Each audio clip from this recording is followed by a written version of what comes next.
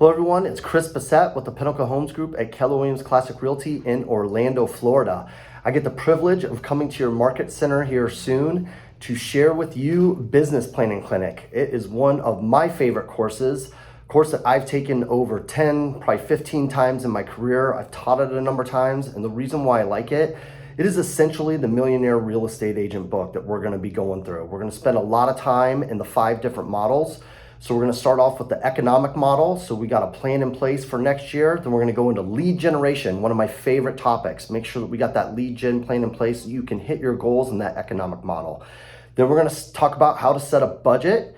And then for those of you that are looking to grow a team, we're gonna go into the organizational model. And then lastly, we'll hit on the expansion model. So it'll be a great day. At the end of it, you will have a blueprint in writing for your business plan for next year. So really looking forward to sharing with you what I've learned from great instructors and myself over the years. Have a great day and look forward to seeing you soon.